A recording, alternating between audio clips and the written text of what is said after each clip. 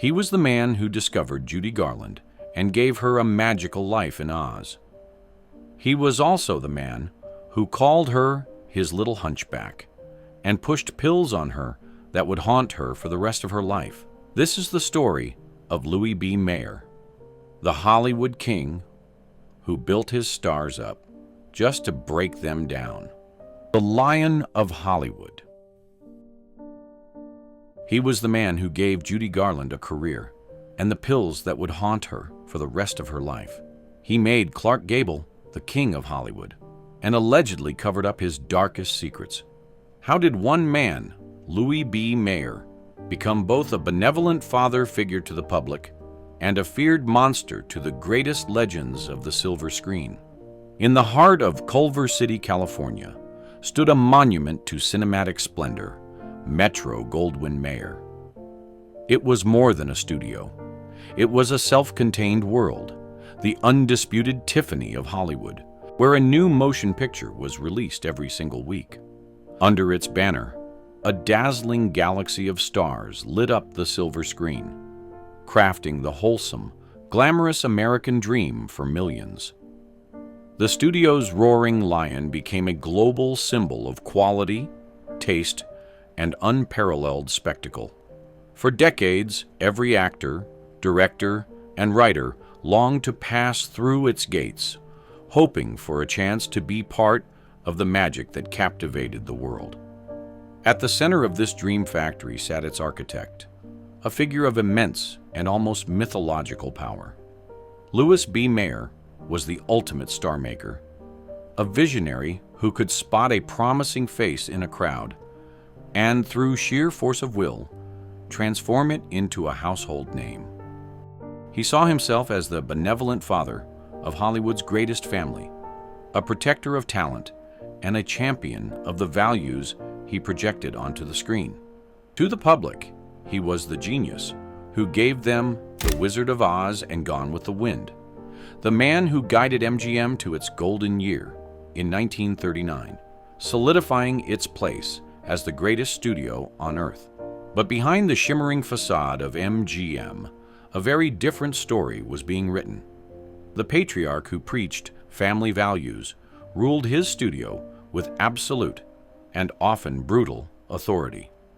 He was a master of manipulation, a man whose volcanic temper could shatter careers in an instant. The line between love and control, between protection and possession, was dangerously blurred. He offered his stars the world, unprecedented salaries, fame beyond their wildest imaginings, but in return, he demanded their complete and total obedience. To cross him was to be banished from the kingdom, not just from MGM, but from the picture business entirely. This was the great contradiction of Louis B. Mayer, the celebrated visionary and the feared tyrant, the saintly showman and the sinister beast.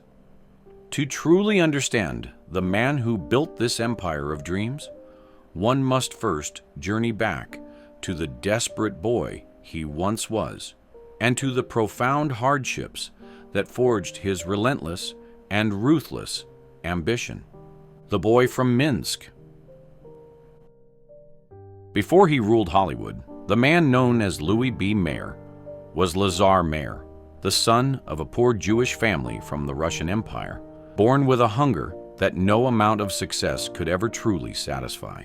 His story, like the grandest of his own productions, began in a world of hardship, a place he would spend his entire life trying to escape. Born around 1885 to his parents Jacob and Sarah, his childhood was defined by the desperate search for a better life. Seeking to flee the poverty and persecution of their homeland, the family immigrated to a small port town in New Brunswick, Canada, when Lazar was just a boy. But the new world was not the golden land they had imagined. The family struggled profoundly, facing severe language barriers and a scarcity of opportunities. To make ends meet, Lazar's mother, whom he adored, resorted to selling chickens door to door. His father, a small man with narrow shoulders, possessed an explosive temper that his son would inherit, and their relationship was fraught with difficulty. The family remained desperately poor, and with his father's limited English, the immense weight of their survival began to fall on young Lazar's shoulders. At the tender age of 12, he made a decision that would alter the course of his life forever. He dropped out of school to help support his family. His nephew, Gerald, would later recall it as a crappy childhood, one where the eldest son was forced to become the provider. This early sacrifice, born of necessity, forged in him a relentless drive and an unshakable will to conquer the circumstances that had trapped his family. The cruelty of his early years shaped his worldview, instilling in him a deep mistrust of the world and a powerful need for control. With his family speaking predominantly Yiddish at home, formal education was a challenge, yet the boy found solace and inspiration in another world entirely. He would escape to the local York Theater, where he watched vaudeville shows, mesmerized by the magic unfolding on stage. It was in the flickering glow of those footlights that the boy who was born into poverty began to see a different path forward. He didn't know it yet, but the same desperation that fueled his dreams would one day become the very weapon he used to control the lives of others. From scrap metal to silver screens. The man who would one day sell glamour to the world began his career pushing a cart through town, his hands calloused from trading in junk and scrap metal. By 1904, a restless ambition had carried the young Louis B. Mayer from Canada to Boston, Massachusetts. There, he continued in the scrap business and took various odd jobs, but the survival skills he had honed in the back alleys of his youth were now fueling a grander vision. He was no longer content to merely endure. He was determined to build an empire. His first great opportunity arrived in the form of a dilapidated movie house in Haverhill, Massachusetts.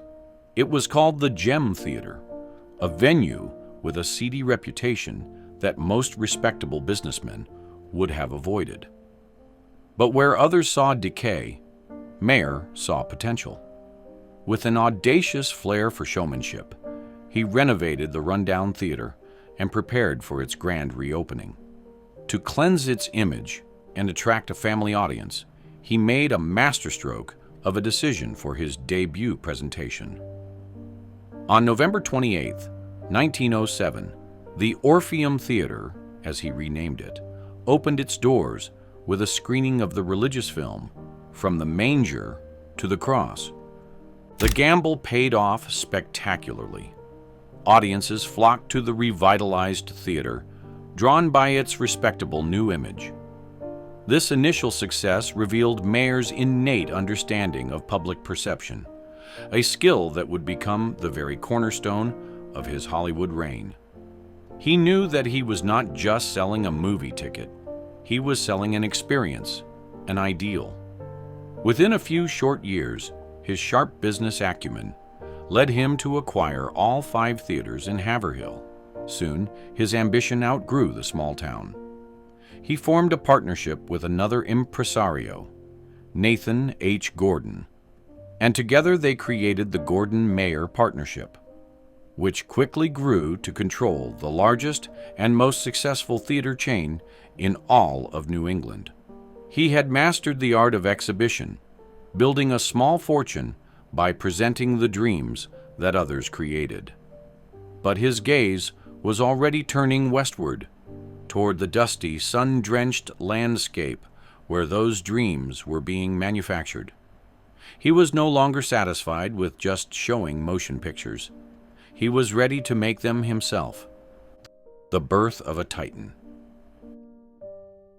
In 1918, Louis B. Mayer made the boldest move of his life, leaving behind his theater empire in the East for the dusty, promising landscape of Los Angeles. He had conquered the world of exhibition, but a new, more powerful ambition now burned within him. He did not just want to show movies anymore. He wanted to create them.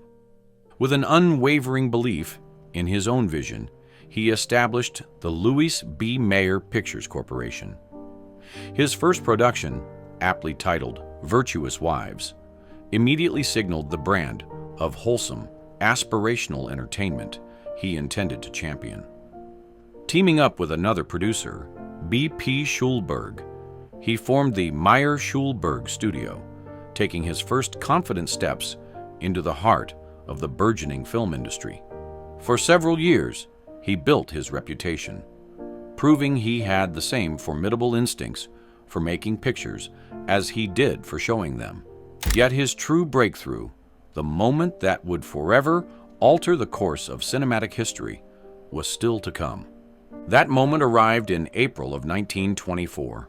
In a seismic shift that sent ripples through the entire industry, Mayer's company merged with two other major players, Metro Pictures and Goldwyn Pictures. From this monumental consolidation, a new titan was born, Metro-Goldwyn-Mayer. This was not merely a new studio. It was an unprecedented concentration of talent, resources, and ambition, with Mayer firmly at the helm as the studio chief, controlling budgets and approving every production. But one final, crucial piece was needed to complete the puzzle. A brilliant young producer, Irving Thalberg, was brought into the fold as part owner and vice president in charge of production. Thalberg was a creative genius, a quiet visionary hailed as the boy wonder of Hollywood, possessing a gift for storytelling that was already legendary. He was the perfect counterpart to Mayer's sharp managerial prowess and iron will. With Mayer's formidable business sense and Thalberg's creative vision, the stage was set. A new kingdom had risen in Hollywood, and its gates were about to open onto a dream factory unlike any the world had ever seen. Building the Dream Factory. Under Louis B. Mayer's command, Metro-Goldwyn-Mayer was more than a studio.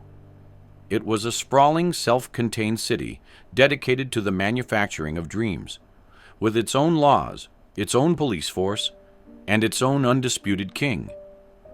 At its peak in the 1940s, the studio was a bustling metropolis unto itself, an empire of make-believe spread across 185 acres in Culver City, California.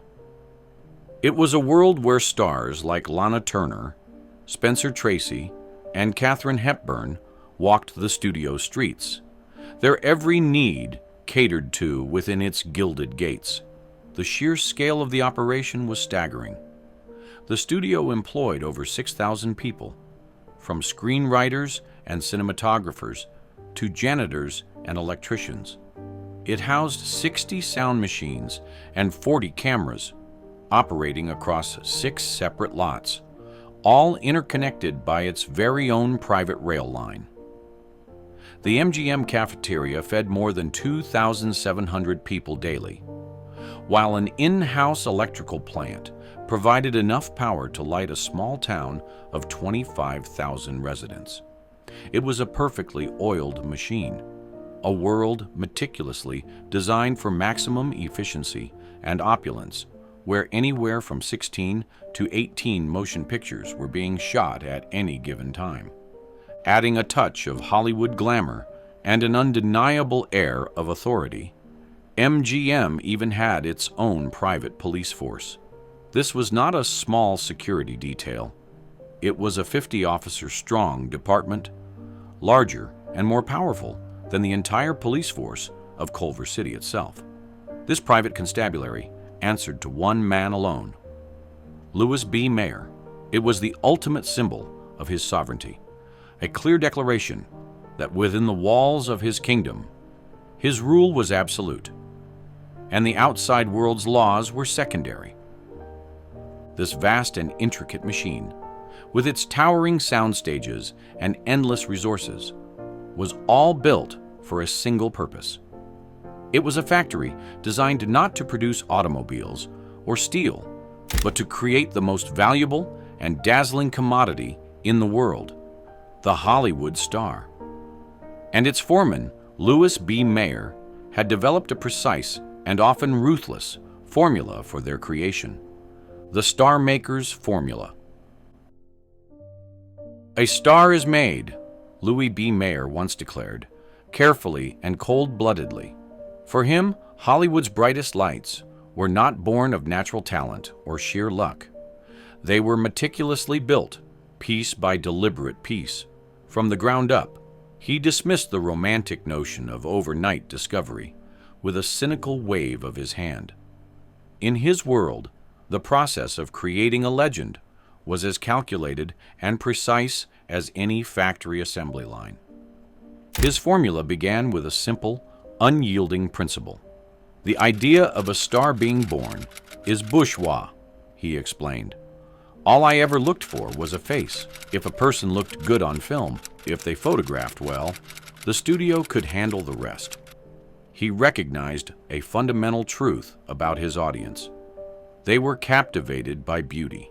A charismatic face was the blank canvas upon which he could paint a persona, construct a history, and build a myth. He could take a nobody and in a remarkably short time turn them into a somebody who lived in the public's imagination. Once a promising face was discovered, the transformation began. Mayer employed an army of industry geniuses dedicated to sculpting perfection. He hired masters of makeup and hairdressing to craft an unforgettable look. He enlisted surgeons to refine a feature here or there, and designers to create a wardrobe that exuded glamour. Nothing was left to chance.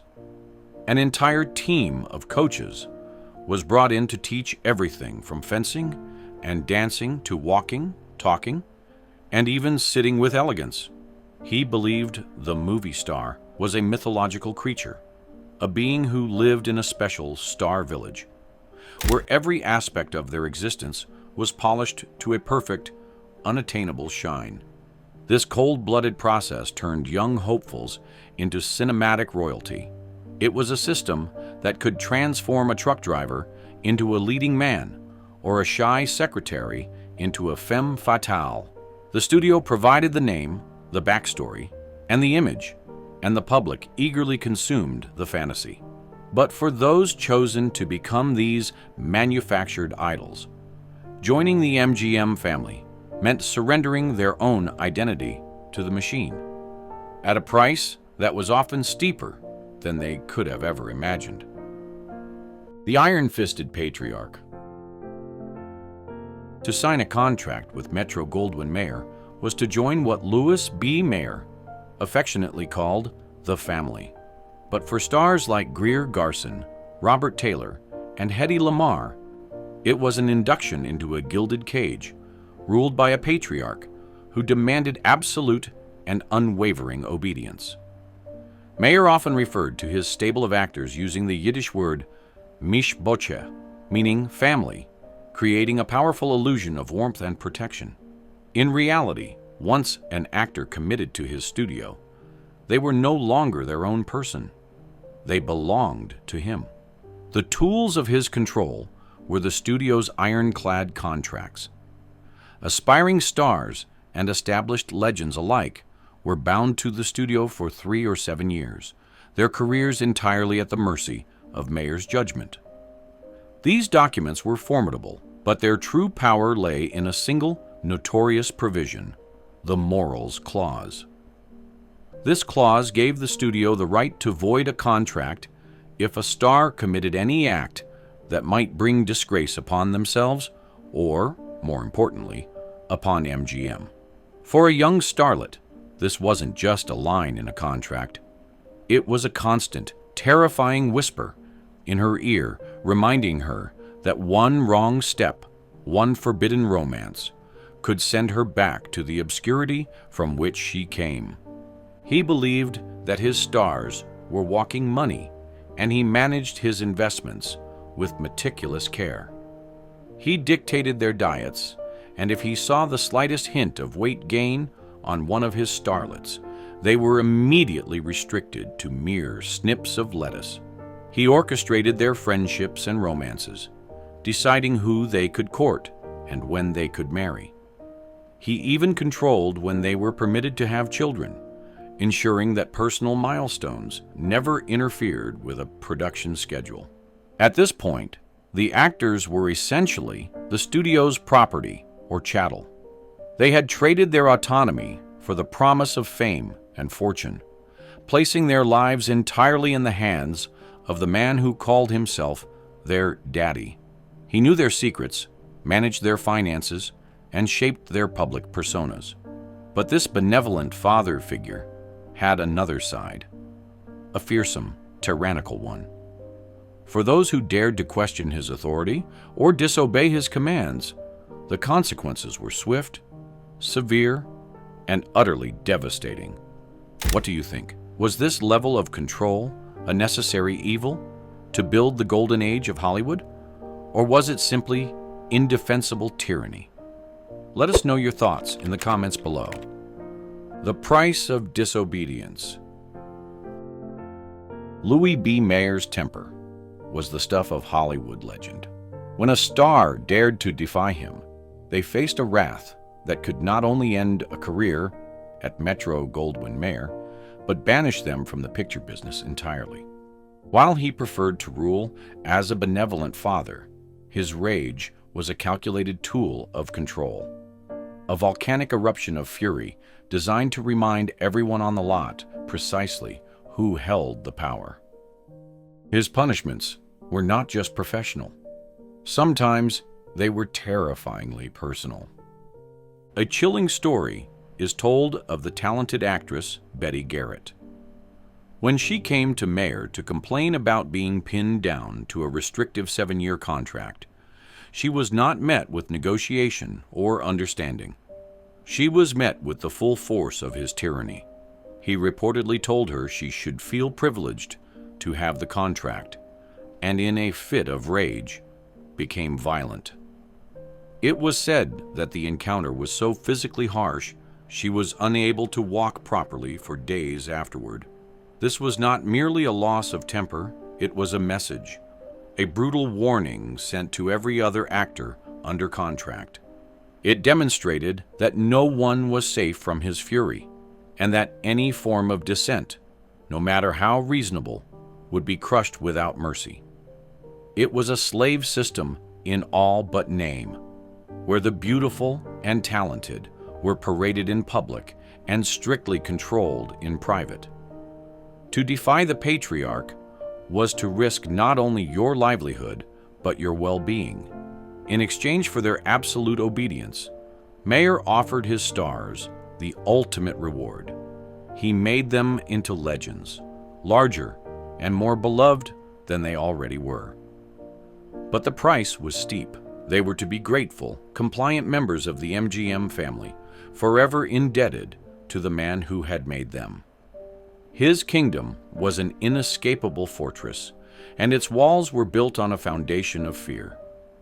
This system of fear ensured that the MGM family remained obedient, their loyalty secured through intimidation. Yet this iron-fisted control took on a particularly suffocating and disturbing form when applied to the most vulnerable members of his flock, the children, the gilded cage. No one was more closely guarded in Louis B. Mayer's kingdom than the child stars. He presented himself as their benevolent protector, a father figure shielding them from the harsh realities of fame. But behind the scenes, his control was suffocating and often deeply disturbing. To achieve his vision of family-friendly films, Mayer transformed Metro-Goldwyn-Mayer into the epicenter of Hollywood's golden age of child actors, a factory full of young talent with its own school, tutors, and medical staff, all within its gilded gates. The studio boasted an incredible roster of young performers, including Jackie Cooper, Roddy McDowall, and many more. This seemingly perfect world was, in reality, a meticulously controlled environment. Mayer's oversight of their lives was absolute. He dictated where they shopped, how they dined, and offered unsolicited advice on how to better themselves. His influence was so pervasive that his young stars had little room to breathe, their childhoods unfolding entirely under the studio's watchful eye. This paternal authority was perceived in starkly different ways. Mickey Rooney, who grew up on the MGM lot, saw Mayer as a benevolent dictator. "He was the daddy of everybody," Rooney recalled. "They always talked badly about Mayer, but he was really a wonderful guy. He listened, and you listened." In stark contrast, a young Elizabeth Taylor, who starred alongside Rooney when she was just 12, found his oversight intolerable. She famously branded him a monster, feeling the full weight of his suffocating control. Mayer's interference reached its most invasive point in the doctor's office. He insisted on controlling which physicians his stars visited, not for their well-being, but for his own intelligence gathering. He demanded that doctors report directly to him, giving him access to the most private details of his actor's health. There was no doctor-patient privilege in Mayer's kingdom. He had to know every intimate detail, ensuring that he always had full control over his valuable assets. This suffocating oversight was a heavy burden for any child to bear. But for one young singer, a girl with a voice that could break your heart, Mayer's paternal attention would cross a line into something far more tragic, contributing to a sorrowful story that still haunts Hollywood to this day: the tragedy of the songbird. Of all the stars in the Metro-Goldwyn-Mayer galaxy, none shone brighter or burned out faster than Judy Garland. Her story is a heartbreaking testament to the human cost of Louis B. Mayer's dream factory, a place where her extraordinary talent was both nurtured and systematically undermined by the man who called himself her protector. She was one of his most prized assets, a young girl with a powerhouse voice who could captivate audiences like no other. But from the very beginning, Mayer's paternal guidance was laced with a cruel and calculating control. He was obsessed with her image, and he relentlessly preyed on her insecurities about her appearance. Because of her short stature and a slight curvature of her spine, he would cruelly nickname her "My Little Hunchback." In his relentless quest to mold her into the perfect girl-next-door starlet, he pushed her to take pills to control her weight, setting in motion a pattern of reliance on prescribed substances that would haunt her for the rest of her life. He wanted to keep her looking young and girlish, and he employed any means necessary to achieve that effect, regardless of the personal toll. As a teenager, Garland revealed that Mayer's paternal affection crossed a deeply unsettling line. In her unfinished autobiography, she wrote that he would make her sit on his lap, placing his hand upon her chest, under the disturbing guise of teaching her how to sing from the heart. This troubling behavior, coupled with the constant pressure to maintain an impossible physical ideal, left the young star plagued with profound self-doubt and emotional scars. As Garland's personal problems mounted in the late 1940s, her addictions and severe eating disorders worsened. During the troubled production of the film Summer Stock, producer Joe Pasternak suggested canceling the picture due to Garland's frequent absences. Mayer refused. "Judy Garland has made this studio a fortune," he declared. "The least we can do is give her one more chance. If you stop production now, it'll finish her." It sounded like an act of kindness, but many saw it for what it was: a last-ditch effort to milk the remaining value from his most profitable and most tragic star. She was the songbird in the gilded cage, a heartbreaking symbol of the profound darkness that could exist behind the glamorous facade of Louis B. Mayer's Hollywood. Her story stands as a chilling reminder of the studio's hypocrisy, where a man who sold wholesome family values to the world, presided over a very different reality. Judy Garland's story is one of the most heartbreaking in Hollywood history. If you're finding this look behind the curtain of the Dream Factory insightful, please take a moment to hit the like button. It helps us continue to bring these important stories to light. The Saintly Sinner. On screen, Louis B. Mayer sold America a vision of wholesome, puritanical values, where mothers were saints and marriage was holy. Off-screen, he presided over a world of scandal, forbidden romance, and closely guarded secrets. His grand vision was to create motion pictures that reflected an idealized world, a place of glamour and moral certainty that would uplift and inspire the nation. This was the powerful, pristine image he sold to millions, and he defended it with a righteous fury. He famously told screenwriter Francis Marion that he never wanted his wife or daughters to be embarrassed by a Metro-Goldwyn-Mayer film.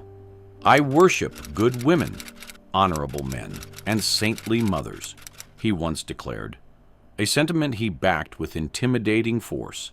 In a now legendary confrontation, he reportedly knocked director Erich von Stroheim to the floor for daring to suggest that all women were less than virtuous.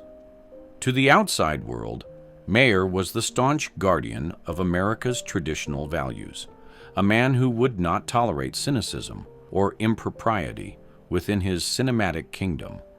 But this rigid moral code, so fiercely defended in public, was a carefully constructed facade. Behind the studio gates, the reality was far more complicated. MGM was a place of countless discreet romances and a whirlwind of passionate entanglements. The private lives of stars like Ava Gardner, Frank Sinatra, and many others were often a stark contrast to the perfect characters they portrayed on screen.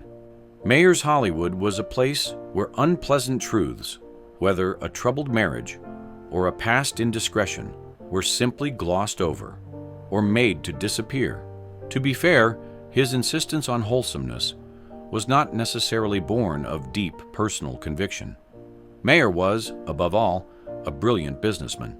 He understood that during that era, family-friendly pictures were what sold the most tickets. The idealized America he projected onto the screen was immensely popular and profitable. It was a business decision cloaked in the language of morality. The true story of MGM was that reality rarely matched the clean, wholesome image he wanted his studio to project. And when a star's private life threatened to tarnish that image, he had a powerful and shadowy system in place to ensure that the public never saw the truth. The Secret Keepers. When the private behavior of a star threatened the pristine public image of Metro-Goldwyn-Mayer, Louis B. Mayer would stop at nothing to bury the truth.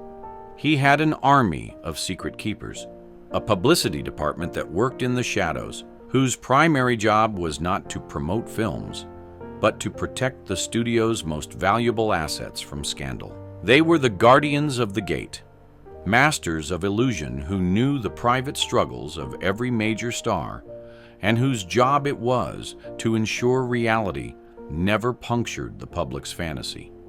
This cleanup crew operated with ruthless efficiency. Anything unpleasant, whether it was a troubled marriage, a past indiscretion, or something far more serious, would be expertly glossed over, spun into a harmless tale, or made to disappear from the record entirely. The wholesome, family-friendly image of MGM was their sacred text, and they defended it with unwavering resolve. The rumors of Mayer's reach are legendary, including one scandalous tale involving the undisputed king of Hollywood, Clark Gable. According to the story, Gable was allegedly involved in an incident that resulted in a person's passing. A scandal of that magnitude would have destroyed any career, even one as monumental as his. But Gable was too important, too valuable an investment to let that happen. Mayer reportedly intervened personally, orchestrating an elaborate cover-up. He found a subordinate at the studio to take the fall, and in exchange, the man's family was cared for, his silence bought and paid for. Though the story remains unconfirmed, it provides a chilling insight into Mayer's sinister reputation and the lengths to which he would go to protect his kingdom.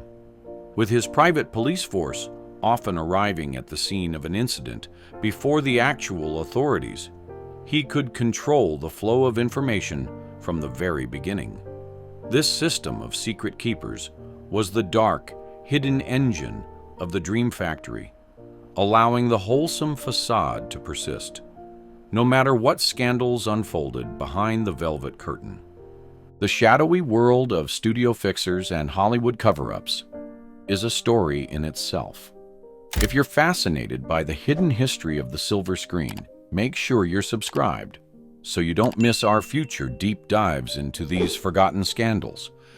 This absolute control over his stars' destinies reinforced Mayer's power, making him the undisputed king of his domain. But his ambition was not limited to the walls of his studio. He sought to control the very definition of success in Hollywood, an ambition that would lead him to create its most coveted and golden prize, the Golden Man. In his relentless quest for ultimate control and prestige, Louis B. Mayer masterminded one of Hollywood's most enduring and glamorous traditions. He did not just want to make stars. He wanted to anoint them, to award them with a golden man that would forever symbolize their place in the cinematic heavens. He sought to create a prize that would elevate his industry from a mere business into a celebrated art form. And in doing so, he gave the world the Academy Awards. As one of the founding forces behind the Academy of Motion Picture Arts and Sciences, Mayer presented the organization as a noble endeavor, a way to bring harmony and a sense of shared purpose to the often combative film industry. He envisioned a grand institution that would honor artistic achievement and solidify Hollywood's cultural importance. But beneath this veneer of artistic integrity lay a motive that was pure, uncut showmanship. Mayer understood that nothing sold pictures like glamour, and nothing created glamour like a grand, self-congratulatory spectacle. The Academy Awards ceremony was his masterstroke, a brilliant publicity engine designed to generate endless press and public fascination. The first awards ceremony, held in 1929, was an intimate affair, but its purpose was clear: to create an official narrative of greatness, shaped and guided by the studio heads themselves. It was a way to keep the spotlight firmly fixed on Hollywood, to celebrate its own mythology, and to ensure that the names of its stars and studios were perpetually on the lips of the public. For Mayer, it was the ultimate tool of control. He could now influence not only who became a star, but who was officially crowned a legend. The golden statuette, soon nicknamed Oscar, became the most coveted symbol of success in the entertainment world, a tangible piece of the Hollywood dream that he had so expertly crafted. It was the ultimate expression of his genius for shaping public perception, a way to ensure that the stories Hollywood told about itself were just as captivating as the ones it put on screen. He had built the factory, manufactured the stars, and now he had created the very prize by which they would be judged. It was a move that cemented his status as the undisputed king of Hollywood, a man whose power was not just influential, but absolute. And that power was fueled by a river of gold that flowed directly into his kingdom, the king's ransom. In an era of profound economic hardship for the nation, Louis B. Mayer became the first executive in American history to earn $1 million salary. His wealth was staggering, granting him a level of power that was not just influential, but virtually absolute. While countless Americans struggled, he presided over a golden kingdom, a man whose personal fortune was as spectacular as the films he produced. Starting in the year 1937, and for 9 consecutive years, Mayer was the highest paid man in the United States. He earned an astonishing $1,300,000 annually, a figure that is difficult to comprehend even by modern standards. In today's terms, his salary would be equivalent to over $27 million. No other executive in any industry was being compensated on such a colossal scale. This immense river of gold flowed directly from the unprecedented success of his studio, and he used it to solidify his reign as Hollywood's undisputed king. This incredible financial power was the wellspring of his authority. It allowed Metro-Goldwyn-Mayer to offer salaries that no other studio could hope to match. Every major talent, from Norma Shearer to William Powell to Myrna Loy, wanted to work within the studio's prestigious gates. It was the only dream factory that could tempt actors with the industry's highest salaries right from the start. A powerful lure that drew the brightest stars into its orbit and kept them there. He understood that loyalty could be bought, and he had the deepest pockets in town. Furthermore, this financial security insulated Mayer from the fears that plagued other studio heads. He could afford for a picture to encounter persistent production issues or even to underperform at the box office without it ever threatening the studio's foundation. He was known for trusting his gut, often green-lighting a massive production based on a brief outline and his own powerful intuition.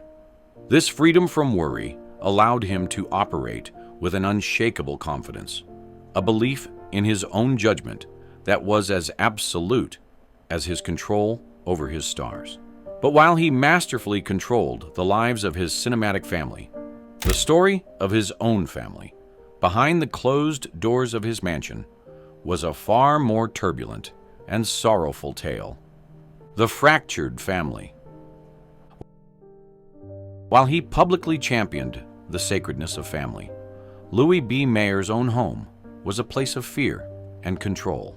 The man who called himself Daddy to his stars was a tyrant to his own wife and daughters, ruling his household with the same iron fist he used to command his studio. In 1904, long before he was a mogul, he married Margaret Schenberg, a demure young woman from a respectable family. She stood by him when he was a broke and unproven dreamer, remaining his wife for a jaw-dropping 43 years as he ascended to the pinnacle of Hollywood power. But the world of glamour and fame that he conquered was one in which Margaret felt completely lost. Her idea of family was the 4 of them: herself, her husband, and their 2 daughters, Edith and Irene. His idea of family had become the entire MGM studio. This fundamental divide grew wider over the years. When Margaret, then in her early 50s, underwent a serious operation, their marriage deteriorated even further.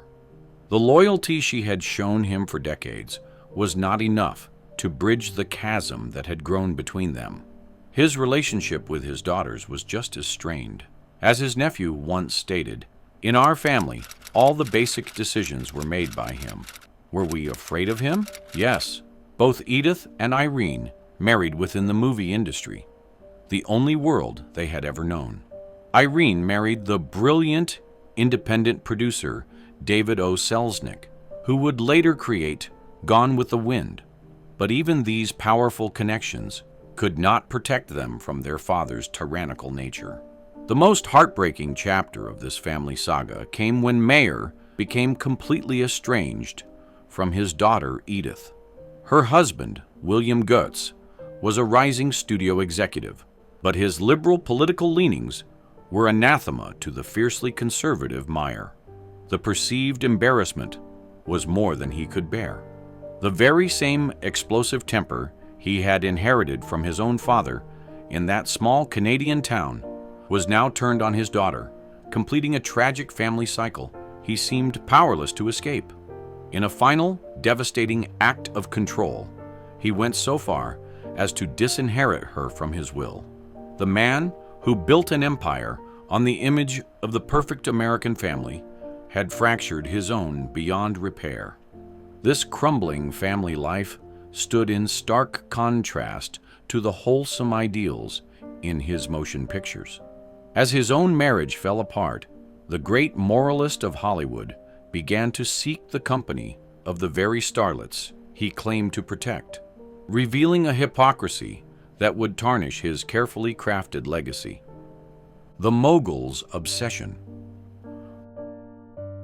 Louis B. Mayer, the man who enforced a strict morals clause on his talent, increasingly sought the company of young starlets, revealing a deep hypocrisy that would tarnish his carefully crafted image.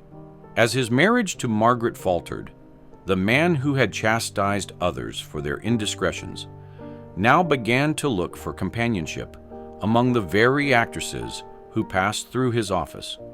Among them was a beautiful young woman named John Howard, an actress who caught Mayer's roving eye and became the object of his intense and unwavering obsession. His advances were not subtle, and when Howard rejected his affections, his response was not one of quiet disappointment, but of desperate, aggressive pursuit. In a shocking display of his unchecked power, he reportedly chased her around his office, a desperate and undignified attempt to force her affection. When Howard sought refuge in the arms of a respected agent, Charles Feldman, Mayer's retaliation was swift and merciless. In a move that sent a chilling message throughout Hollywood, he banned Feldman from the MGM lot and blacklisted his clients. It was a clear and brutal demonstration that he was the source of all power and that no one could stand in his way. But Mayer's obsession did not end there. He proposed marriage, promising to divorce his wife if only Howard would accept. When she refused, the rejection sent him into a profound despair. So profound, in fact, that he reportedly made an attempt to end his own life by leaping from a window.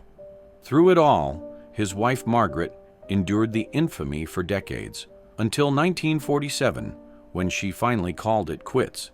If Mayer was heartbroken by her departure, he had a strange way of showing it. Just 1 year later, he married his second wife, Lorena Lytell, and would remain with her for the rest of his days. The cracks in his personal life were beginning to show, mirroring the fissures that were starting to form in the foundation of his golden kingdom. The post-war years would bring a new set of challenges, and for the first time, the mighty lion of Hollywood would find his throne beginning to tremble. The cracks in the crown. In the years following the war, the golden kingdom of Metro-Goldwyn-Mayer began to lose its luster.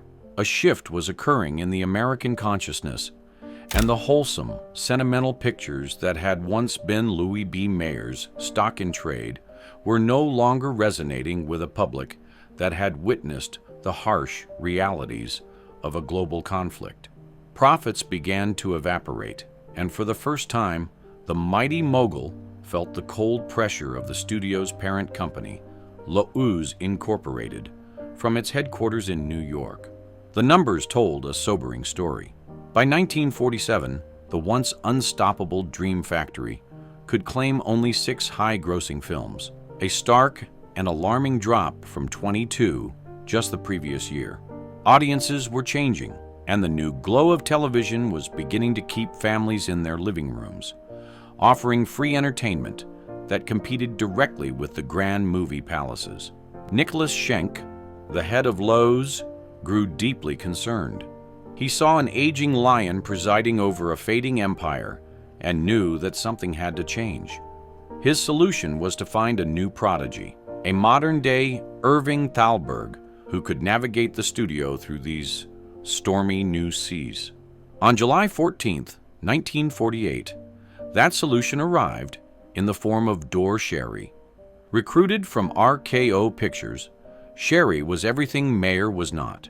He was young, intellectual, and championed a new kind of filmmaking: gritty, socially conscious pictures that tackled real-world issues. He was brought in as the new vice president in charge of production, a position that placed him directly under Mayer's authority. But, to the insiders who understood the currents of power in Hollywood, Sherry's arrival was not a reinforcement. It was a challenge. A palpable tension settled over the Culver City lot. The studio was now home to two opposing philosophies. Mayer, the old guard, clung to his belief in glamorous escapism, in films that offered audiences a beautiful refuge from their troubles. Sherry, the progressive newcomer, argued for films that reflected the complexities and struggles of contemporary life. Longtime studio employees watched the unfolding drama with a sense of foreboding, predicting that this clash of wills would lead to the eventual downfall of the studio they knew. The change signaled the beginning of the end for Hollywood's most powerful ruler. For decades, Louis B. Mayer's word had been law, but now there was a new voice in the halls of power, one who had the ear of New York. The stage was set for a final seismic power struggle, a battle for the very soul of MGM. The Lion in Winter. The final battle for Metro-Goldwyn-Mayer was not fought on a movie set, but in the corporate boardrooms of New York. In a fatal miscalculation, Louis B. Mayer delivered an ultimatum he believed would secure his throne forever. It's either Sherry or me. For 3 years, the tension between the two men had divided the studio. Mayer, the showman, clung to the proven formula of lavish musicals and star-driven dramas that had defined Hollywood's golden age. Dor Sherry, the intellectual, pushed for a new kind of realism, producing films that explored the complex social issues of a changing America. The lot at Culver City had become a kingdom with two competing rulers, and the conflict was unsustainable. Mayer, a man who had built an empire through sheer force of will, could not fathom a world in which his authority was questioned. He saw Sherry's message pictures as a direct assault on the glamorous, aspirational brand he had so carefully crafted. He watched as the new production head garnered critical acclaim and industry respect, all while Mayer felt his own influence begin to wane. He had spent a lifetime demanding absolute loyalty, and he viewed Sherry's independent vision as the ultimate betrayal. Believing his legacy and importance to the studio made him untouchable, he decided to force the issue. He placed a telephone call to Nicholas Schenck in New York, his voice filled with the unshakable certainty of a monarch demanding fealty. He laid down his challenge, convinced that Schenck would have no choice but to dismiss the upstart and restore order to the kingdom. But it was a catastrophic misjudgment. Schenck, weary of Mayer's titanic ego and pressured by a board of directors focused squarely on the studio's sagging bottom line, had been waiting for this moment. He calmly accepted Mayer's ultimatum. The lion had roared one last time, only to find the sound echoing in an empty chamber. The decision was made. Louis B. Mayer was out. His final day at the studio was a scene that could have been scripted by Mayer himself. As a gesture of respect for the man who had steered MGM for more than 25 years, a red carpet was stretched out in front of the Irving G. Thalberg building. Executives, actors, and staff, hundreds of people whose lives and careers he had shaped, lined up to applaud him as he walked to his car one last time. It was a grand, theatrical, and deeply tragic farewell, the closing act in the epic story of Hollywood's greatest mogul. The applause faded as his car drove away, leaving a silence that marked more than just the departure of one man. An entire era of Hollywood had just come to a close. The exile from the kingdom. Cast out from the empire he had built with his own hands, Louis B. Mayer was now a king without a kingdom. He would spend his final years in a bitter exile, desperately trying to reclaim a throne that was forever lost to him. For a man whose entire identity was intertwined with the power and prestige of Metro-Goldwyn-Mayer, life on the outside was an unbearable humiliation. He had been the ultimate insider, the patriarch, who pulled every string. And now he found himself on the outside looking in, a ghost haunting the town he once ruled. His first attempt to reclaim his status was to become an independent producer. He envisioned a triumphant return, a new studio that would rival the one he had lost. But he quickly discovered a cruel and sobering truth. The industry that had once bowed to his every command now saw him as a relic of a bygone era. The fearsome reputation that had served him so well within the walls of MGM now worked against him. Potential partners were wary, and the creative talents he had once commanded were no longer at his beck and call. The calls went unanswered. The doors remained shut.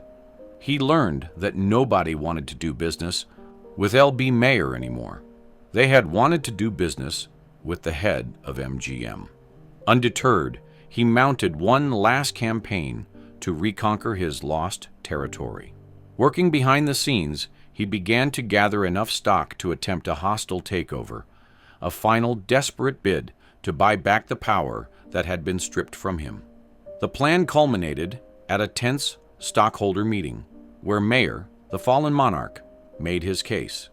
But his plot was exposed, and in a devastating public rebuke, the stockholders voted against him. It was the ultimate rejection, a definitive statement that his reign was truly over. This final defeat seemed to break his formidable spirit. Soon after, his robust health, which he had obsessed over his entire life, began to fail. He was diagnosed with leukemia, a formidable illness that even his immense wealth and iron will could not overcome. The man who had spent a lifetime fighting for control over his studio, his stars, and his own destiny was now engaged in a battle he could not win. The once mighty lion of Hollywood was weakened, a shadow of the titan who had once made the entire industry tremble. His exile was now complete, confined not just from his studio, but within the frailties of his own body. An epitaph of contradictions. Louis B. Mayer, the man who perfected the Hollywood happy ending, was denied one in his own life. His legacy remains one of profound and unsettling contradictions, a story of America itself. At his funeral in 1957, Hollywood luminary Spencer Tracy captured the essence of the mogul's complex ambition, telling the gathered crowd the story he wanted to tell was the story of America, the land for which he had an almost furious love. It was a love born of gratitude, a stark contrast to the dark land of his boyhood across the seas. He saw America as a promised land, and his films were his sermons. On the silver screen, Mayer gave audiences an escape from the hardships of their own lives. He presented them with a vision of the world that was beautiful, honorable, and just. The glitz, the glamour, the stars, the music, every element was a brushstroke in his grand painting of an idealized nation. For decades, audiences around the globe would applaud at the mere sight of the Metro-Goldwyn-Mayer lion, a testament to the power of the dream he was selling. Biographer Scott Amon observed that Mayer's influence was so profound that for a time, Mayer's view of America became America's view of itself. And yet, behind this curtain of patriotism and cinematic magic lay a man whose methods were as ruthless as they were effective. The patriarch who championed saintly mothers on screen disinherited his own daughter over politics. The man who enforced a strict morals clause on his stars engaged in sordid affairs and obsessive pursuits that tarnished his carefully crafted image. He built an empire on the promise of family, yet he ruled it with the terror of a tyrant, crushing careers, violating trust, and leaving a trail of broken dreams in his wake. The story of Judy Garland alone stands as a heartbreaking testament to the human cost of his dream factory. He was a visionary who was often blind to the suffering he caused, a protector who became a predator. His rise to the pinnacle of the film industry was paved with a relentless drive that left little room for compromise or compassion.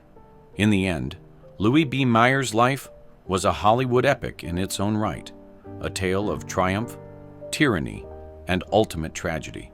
While he crafted the dreams of millions, his own story remains a sobering reminder of the darker side of fame and the true, often painful, cost of the visions he brought to the screen.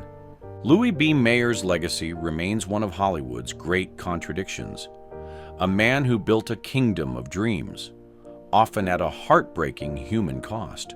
If this chapter of cinema history taught you something new, we would be so grateful for a like on this video.